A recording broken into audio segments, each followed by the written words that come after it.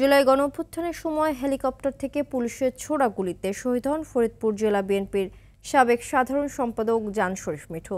1 বছর পেরিয়ে গেলেও হত্যার বিচার না হওয়ায় ক্ষুব্ধ তার পরিবার। একমাত্র উপার্জনক্ষমকে হারিয়ে অনিশ্চয়তায় দিন কাটছে তাদের।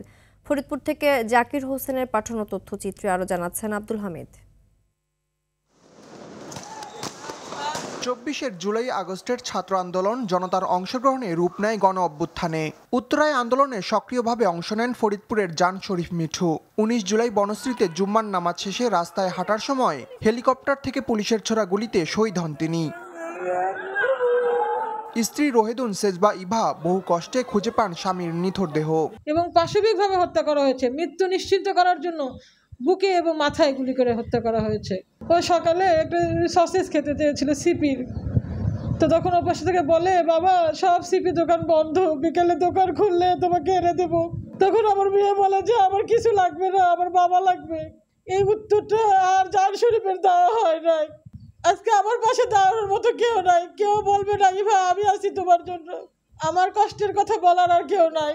সন্তানের মৃত্যু শোকে পাগল প্রায় মা। দ্রুত হত্যার বিচার সহ রাষ্ট্রের সহযোগিতা চান তিনি। ঘুমাইতে পারি না, ঘুমের ওষুধ খেয়ে শুয়ে থাকি। ওই গুলির শব্দটা মাথা আনি না, তখন মনে হচ্ছে আমার বাবা কত কষ্ট পাইছে। ওই গুলিটা যখন লাগছে এতটুকু একটা কাটা পায়ে পড়লে কষ্ট পাইছি। এই কষ্ট কি আর শোয়ার মতন কাউকে বুঝাইতে পারা যাবে না। মানুষেরা আম্মুকে ডাকে, আমার কান্না শিখি, আমার মিঠু আমাকে আম্মুকে ডাকছে, আমি কান দাঁড়া করে রাখি, মানতে পারি না। শহীদ পরিবারগুলোর পাশে দাঁড়াতে সবাইকে এগিয়ে আসার আহ্বান ফরিদপুরবাসীর।